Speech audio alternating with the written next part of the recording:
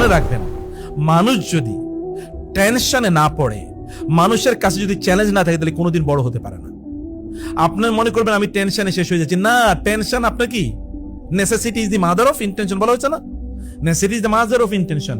যখন প্রয়োজন দেখা দেয় তখনই মানুষ কি করে, ইনভেনশনে যায়, তখনই মানুষ কিছু আবিষ্কার করে। প্রয়োজন না হলে কোনোদিন আবিষ্কার করতে লোকের।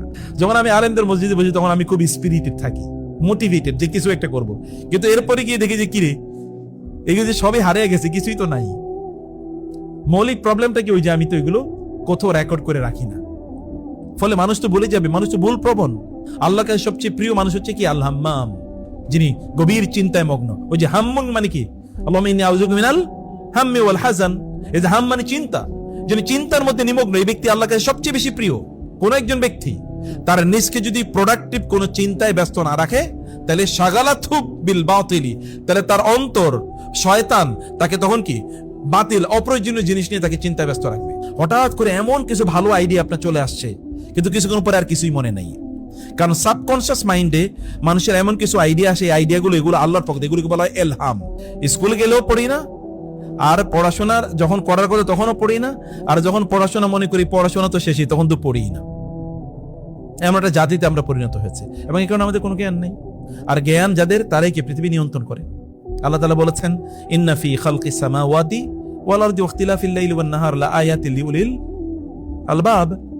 আল্লাহ তাআলা বলেছেন, এই সব কিছুর মধ্যে আল্লাহ সুবহানাহু ওয়া তাআলা কে চেনার অথবা আল্লাহকে বোঝার সেই নিদর্শন আছে। এই দুনিয়ার মালিক মুসলমানদের হওয়া ফরজ।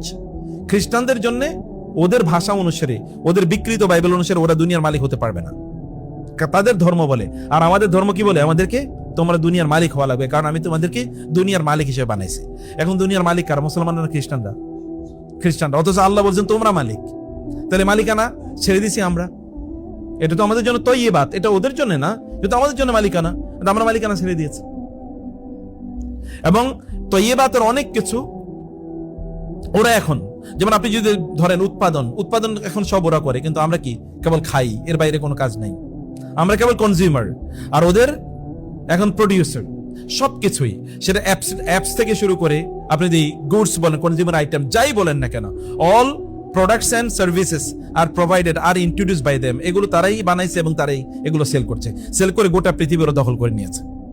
ওদের এক একজনের কাছে যে পরিমাণ সম্পদ আছে, গোটা মুসলিম বিশ্ব বিক্রি করলে এরকম সম্পদ হবে না। এক একজনের কাছে যে পরিমাণ প্রপার্টি আছে, অথচ এগুলো মালিক হওয়ার কথা ছিল মুসলমানদের। তাহলে মুসলমানরা কোথায় প্রবলেমে দাঁড়াইছে? খ্রিস্টানদের যে ফিলোসফি, এই ফিলোসফি এখন মুসলমানরা নিয়েছে, বৈরাগ্যবাদের এই ফিলোসফি নিয়েছে। তাহলে এটার জন্য করণীয় কি? এর জন্য মৌলিক করণীয় হচ্ছে, কোন জায়গায় আমাদের সংকট দাঁড়াইছে? সংকট দাঁড়াইছে আমাদের, মূলত সংকটটা হলো আমাদের ক্রাইসিস ইন আওয়ার থটস, আমাদের চিন্তায় মূলত প্রবলেম। সৈয়দুল খাতের গ্রন্থে ইবনুল আল জাওজি রাহিমাহুল্লাহ, ইবনুল জাওজি কিন্তু এই পৃথিবীর সবচেয়ে বুদ্ধিমান স্কলারের মধ্যে একজন। ইবনুল জাওজি এমন কোন জিনিস নাই যার উপর তিনি লেখেন, এমনকি তিনি চোরদের জন্য বই লিখছেন।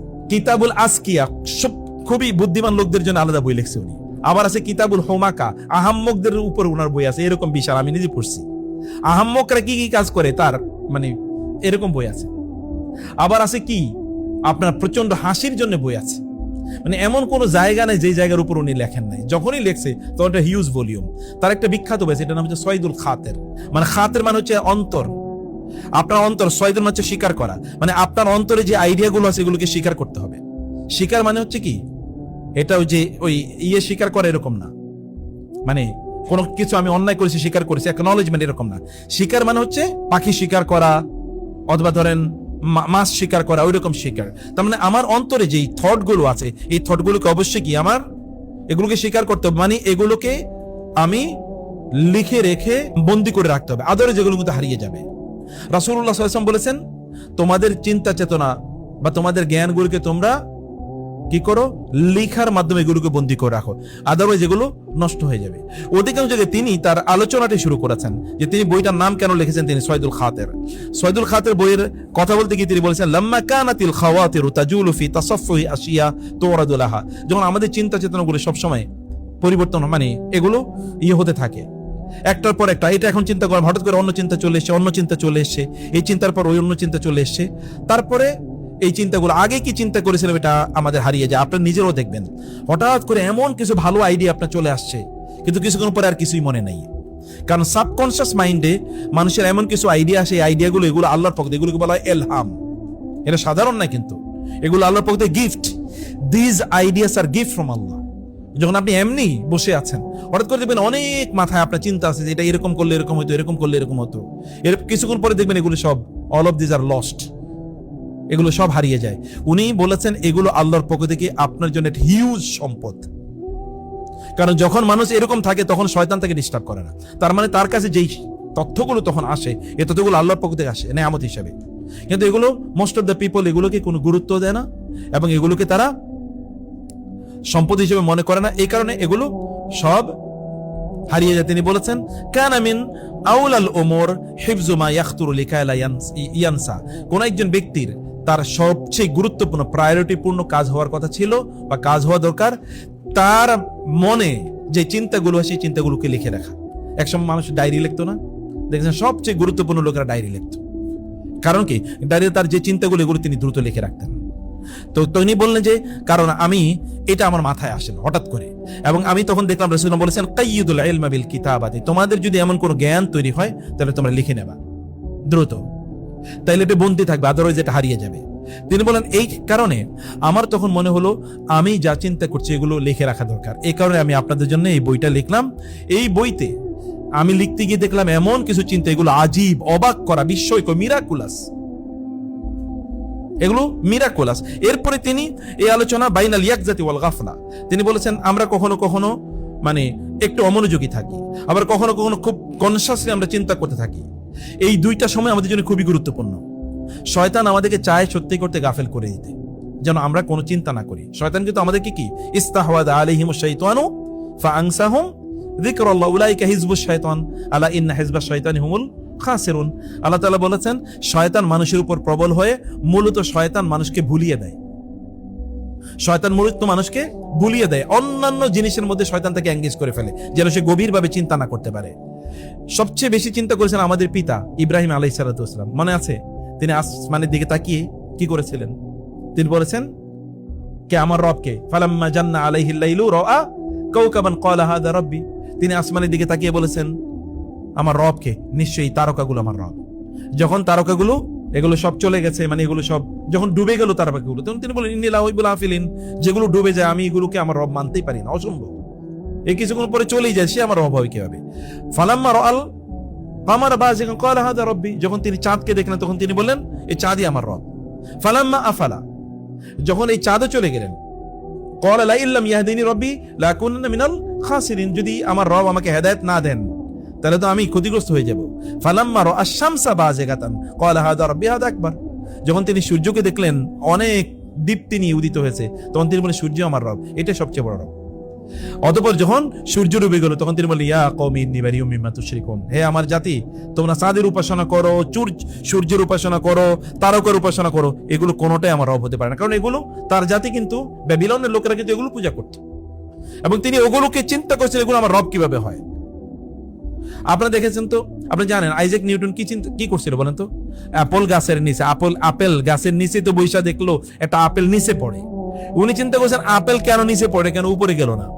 আজকের পৃথিবীকে মানে এখন যদি আমরা বিজ্ঞানের এই যুগের কথা বলি, এই যুগের কিন্তু একটা কি দায়বদ্ধতা আছে কার কাছে? আইজাক নিউটনের, ওই যে তার থিওরিজ অফ ল, তার ওই যে থিওরিজ অফ ল, এটা কিন্তু তাই every action does have a similar and তাই না অপোজিট রিঅ্যাকশন, সমান এবং কি বিপরীত প্রতিক্রিয়া আছে। এই যে তার অথবা ল অফ যেটাকে ওই যে গ্র্যাভিটেশন, মানে সবকিছু কি তার প্রত্যেকটা জিনিস একটা আকর্ষণ আছে, সেই মানুষকে আকর্ষণ করে প্রত্যেকটা জিনিসই। এই আকর্ষণ কথা তিনি বলেছেন। এইগুলো দেখা যায় যে এখন প্লেন উড়ে, এটা কিন্তু ল অফ গ্র্যাভিটি, নাইলে উঠতো না। চিন্তা করেছেন এতটুকু উপরে গেলে তারপরে কি এটা তখন আর পৃথিবীর আকর্ষণটা থাকে না। পৃথিবী থেকে যখন প্লেনটা টেক অফ করে কতটুকু গতিতে টেক অফ করবে, যদি গতি কমে তাহলে কিন্তু এটা কি মাটি তাকে আকর্ষণ করে মাটি টেনে নিয়ে নেবে, এটা এখানে ফিরে আসবে। কিন্তু দেখেন ওই যে ও একটা জায়গায় গেলে এরপর কিন্তু স্টেবল হয়ে যায়, তারপরে এটা নিচে পড়ে না। আর এই যে রিলেটিভ মানে ইয়ের কথা বলছি আমরা, গ্র্যাভিটেশন, এটা তার আবিষ্কার, যদিও তার আগে মুসলমান এটা নিয়ে কথা বলেছেন, সেটা আমরা না বলি। এই চিন্তা একজন মানুষকে কোথায় নিয়ে পৌঁছাতে পারে? এই যে আপনারা দেখেন যে লাইট যে ব্যক্তি আবিষ্কার করেছে কিনা, থমাস এডিসন মানে 1000 জিনিস যখন গবেষণা করে 1000 আইটেম থেকে তিনি কোনোদিন কোনোভাবে লাইট আবিষ্কার করতে পারলেন না। তখন লোকেরা বললো যে 1000 অলরেডি কি টেস্ট করা শেষ। তখন তুমি অলরেডি 1000 করে ফেলে, তার মানে তো অল্প কয়েকটা আছে, তাহলে বাকিটা তাহলে আমরা একেবারে দ্বার প্রান্তে পৌঁছে গেছি। আমরা হলে বলতাম 1000 করছি হয় না, বাদ দাও। তিনি বুঝতে পেরেছেন 1000 করে ফেলছি মানে কি, আমি একেবারে very close to the invention, আমি কিন্তু একেবারে খুব কাছে পৌঁছে গিয়েছি। মনে রাখবেন, মানুষ যদি টেনশনে না পড়ে, মানুষের কাছে যদি চ্যালেঞ্জ না থাকে, তাহলে কোনোদিন বড় হতে পারে না। আপনার মনে করবেন আমি টেনশনে শেষ হয়ে যাচ্ছি, না, টেনশন আপনার কি necessity is the mother of intention বলা হচ্ছে না, necessity is the mother of intention. যখন প্রয়োজন দেখা দেয় তখনই মানুষ কি করে, ইনভেনশনে যায়, তখনই মানুষ কিছু আবিষ্কার করে। প্রয়োজন না হলে কোনোদিন আবিষ্কার করতো লোকেরা। এখন আমাদের প্রয়োজন দেখে আমরা আবিষ্কার করছি, এরপরে কি এরপরে কি এরপরে কি, সে আবিষ্কারে যায়।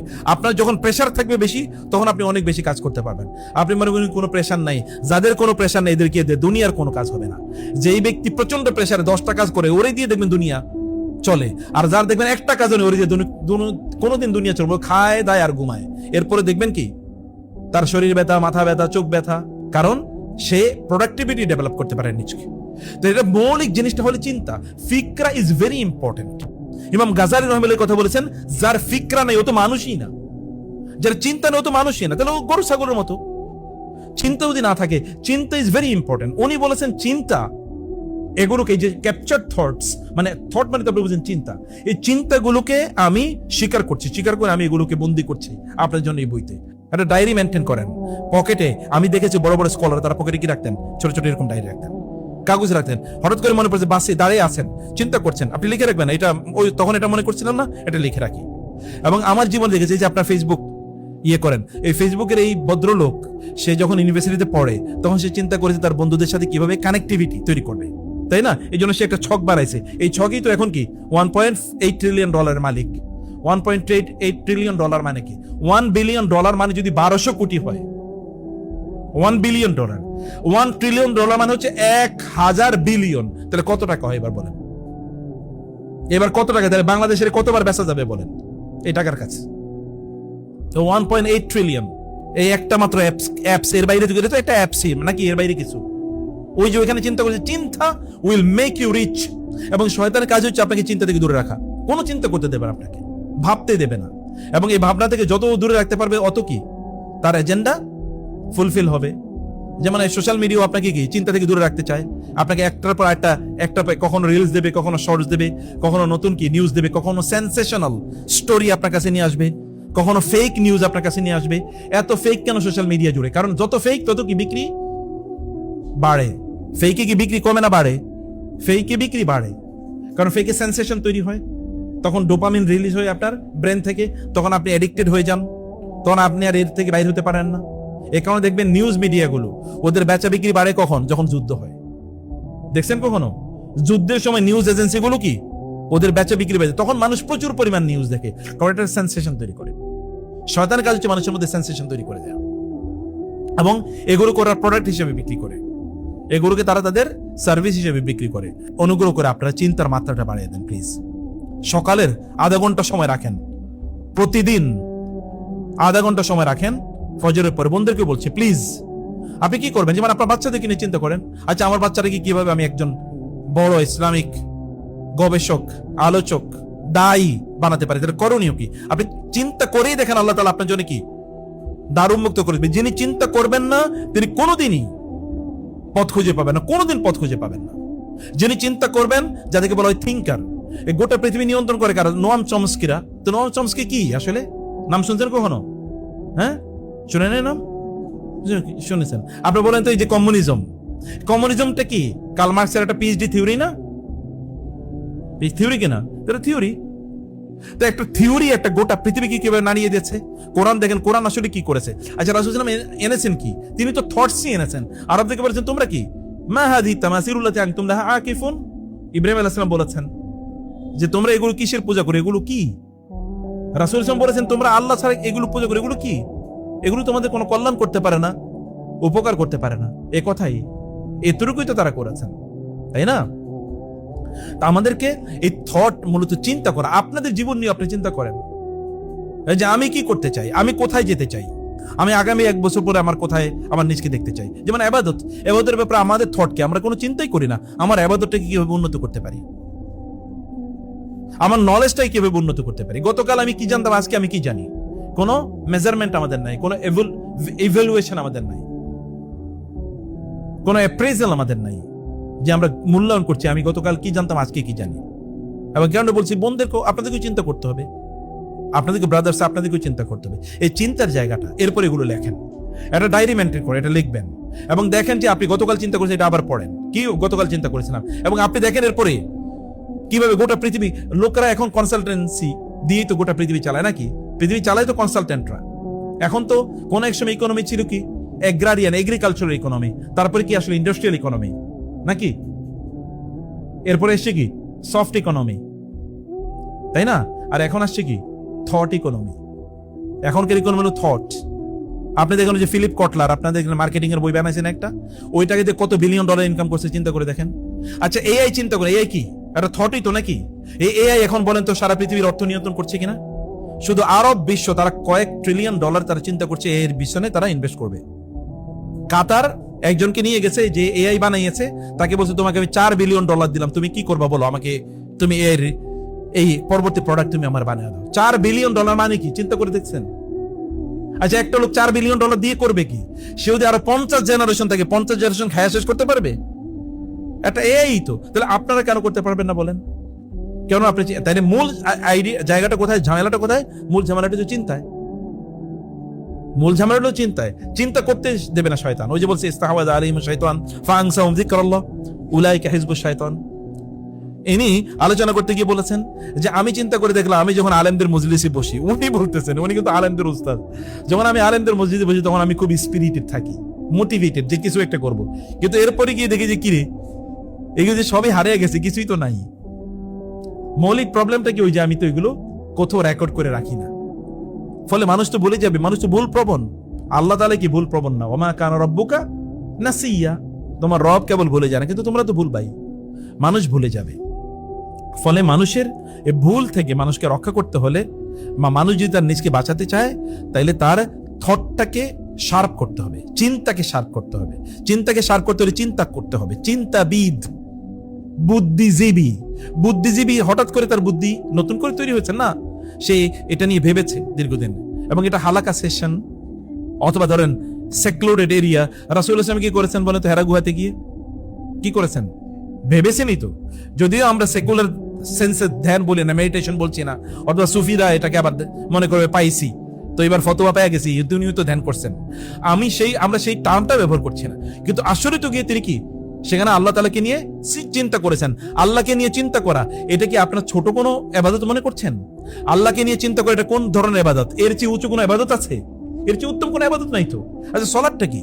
আকিমিস সালাতা লিযিকরি, আল্লাহ তাআলা বলেছেন তুমি আমার স্মরণ, আমার চিন্তার জন্য নামাজ দেখো। আপনি আল্লাহকে নিয়ে যখন চিন্তা করবেন, যে ব্যক্তি আল্লাহকে নিয়ে চিন্তা করবে, সে আল্লাহ সুবহানাহু ওয়া তাআলার ব্যাপারে তার ঈমান দুর্বল হবে না শক্তিশালী হবে? অনেক শক্তিশালী। আসমানা ফালা ইয়ানজুরুনা ইলাল ইবিলি কাইফা খুলিকাত ওয়া ইলাস সামাই কাইফা রুফিয়াত ওয়া ইলাল জিবালি কাইফা নুসিবাত ওয়া ইলাল আরদি কাইফা সুতিহাত ওয়াল মুরসালাতি উরফা ফাল আসিফাতি আসফা ওয়ান নাশিরাতি নাশরা ফাল ফারিকাতি ফারকা ফাল মুলকিয়াতি যিকরা উযরা আও নুযরা ইন্নামা তুআদুন লাওয়াকি ফাইযা নুজুমু তুমিসাত ওয়া ইযা সামাউ ফুরিজাত ওয়া ইযাল জিবালু নুসিফাত ওয়া ইযাল রুসুল উক্তিতাত। দেখেন না কিভাবে, ওয়ান নাজিআতি গরকা ওয়ান নাশিদাতি নাশদা। আল্লাহ সুবহানাহু বলেছেন চিন্তা করো তুমি এগুলো, এই সকল জিনিসের দিকে তাকাও। সমুদ্রের দিকে তুমি তাকায় দেখো না, সমুদ্রের এই ঝড় যখন হয় তখন কি হয়, এখানকার এই ঢেউগুলো কিভাবে, মাউজিন কাল জিবাল, পাহাড়ের মতো এরকম উঁচু ঢেউ, কিভাবে এগুলো তৈরি হলো, এটা নিয়ে ভাবতে হবে। ভাবলেই, চিন্তা যখন করবেন তখন আপনার মেধা শার্প হবে, তখন আপনি অনেক দূর ভাবতে পারবেন, অনেক দূর পর্যন্ত চিন্তা করতে পারবেন। রাসূল সাল্লাল্লাহু জন্মের পরে এরকম ছিল, আপনারা জানেন তো, যে 2 বছর বয়সে যখন ওই যে হালিমা সাদিয়া রাদিয়াল্লাহু তাআলা আনহা, ওনার ওই তায়েফের ওইখানে অন্য বাচ্চারা খেলতো, তিনি কি করতেন, একটা গাছের নিচে গিয়ে বসে থাকতেন, মনের জন্য তিনি চিন্তা করছেন। ছোটবেলা থেকে থিঙ্কার, ছোটবেলা থেকে তিনি চিন্তা করছেন। এই কারণে রাসূলুল্লাহ বলেছেন আল্লাহর কাছে সবচেয়ে প্রিয় মানুষ হচ্ছে কি? আল হাম্মাম, যিনি গভীর চিন্তায় মগ্ন। ওই যে হাম্মুন মানে কি? আল্লাহুম্মা ইন্নী আউযুবিকা মিনাল হাম্মি ওয়াল হাযান। এই যে হাম মানে চিন্তা, যিনি চিন্তার মধ্যে নিমগ্ন, এই ব্যক্তি আল্লাহর কাছে সবচেয়ে বেশি প্রিয়, এবং ওই ব্যক্তি আল্লাহর কাছে সবচেয়ে ঘৃণিত যার কোনো চিন্তা নেই। আল্লাহর কাছে সবচেয়ে ঘৃণিত ওয়াল্লাযীনা হুম আনিল লাগwi মুআরিদুন, যারা অপ্রয়োজনীয় জিনিস নিয়ে ব্যস্ত আছে, এর মধ্যে কোনো চিন্তা নাই। আফা হাসিবতুম আন্নামা খালাকনাকুম আবাসা, তুমি কি মনে করছো এমনি বানাইছি? এর পেছনে কোনো থট নাই? আছে তো।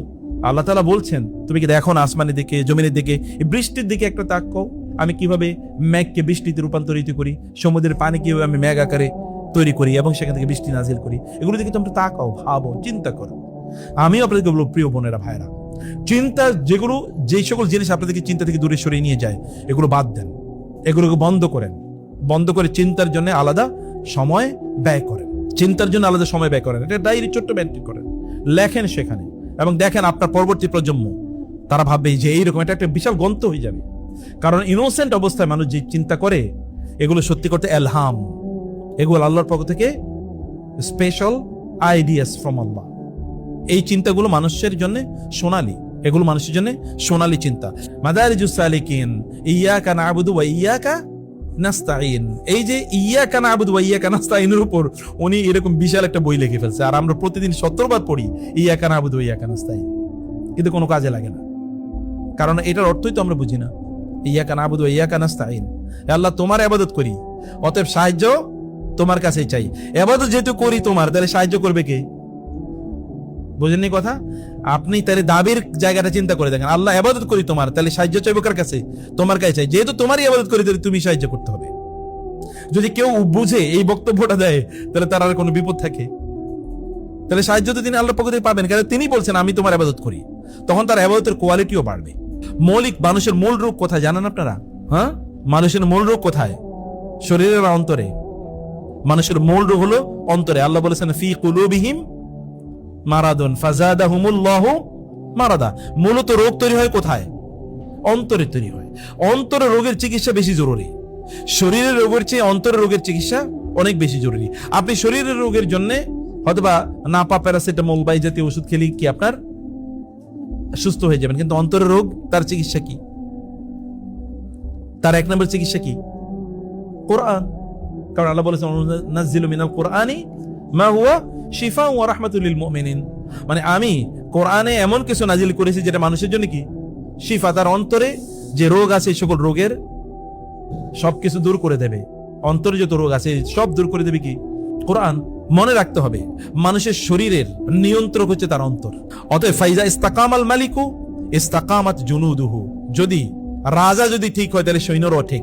অতএব রাজা হলো কি? মানুষের শরীরের রাজা হলো তার কলব।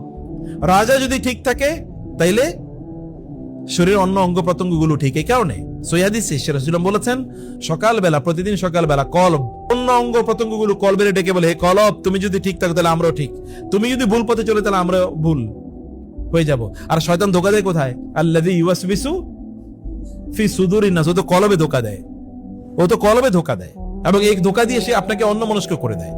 এবং এই কারণে আপনাকে ওই যে এর আগে আমি আগের কথা আবার ফিরে আসি, মানুষকে, এই কারণে আমাদের সালাফরা বলতেন, কোন একজন ব্যক্তি তার নিজকে যদি প্রোডাক্টিভ কোন চিন্তায় ব্যস্ত না রাখে, তাহলে শাগালাতহু বিল বাতিলি, তাহলে তার অন্তর, শয়তান তাকে তখন কি বাতিল, অপ্রয়োজনীয় জিনিস নিয়ে তাকে চিন্তায় ব্যস্ত রাখবে। আপনি দেখবেন ভালো জিনিস নিয়ে আপনি চিন্তা করছেন না, আপনার ব্রেন তো আর বসে থাকবে না, ও কিন্তু প্রোডাক্টিভ, তো ও তখন অন্য জিনিস নিয়ে চিন্তা করবে, হাবি যাবে হারাম জিনিস নিয়ে চিন্তা করবে। ওরে ধর্ম, ও আমারে কেন এভাবে আমার দিকে তাকাইলো, কেন আমাকে এই কথা বলো? 2 বছর পর আপনার মনে পড়বে ও আমার দিকে এভাবে তাকাইলো কেন, অতএব ওরে ধরতেই হবে। কারণ ওই যে প্রোডাক্টিভ কোনো চিন্তা নেই, মাথায় ভালো কোনো আইডিয়া নেই। মাথায় ভালো আইডিয়া যখন আপনার থাকবে, তখন এগুলো কি, আমার তো আরো বড় অবজেক্টিভ আছে, আমার সামনে আরো বড় লক্ষ্য আছে, আর অনেক বড়, আমি এই জায়গায় যেতে চাই, আমি অমকের চেয়ে বড় হয়ে যেতে চাই। সে কারণে অন্তরটাকে মূলত ভালো আইডিয়া দিয়ে কি ব্যস্ত রাখতে হবে, কলবটাকে ভালো আইডিয়া দিয়ে ব্যস্ত রাখতে হবে। আপনি হাত দিয়ে কি করবেন বলেন তো? হাত দিয়ে যে কাজ করে ও আসলে কি? হাত দিয়ে যে কাজ, ও কামার অথবা কুমার অথবা রিক্সা চালক অথবা ড্রাইভার, এর বাইরে তো কিছু না। কথাটা বুঝেন নাই? যে হাত দিয়ে কাজ করে ও কি করে?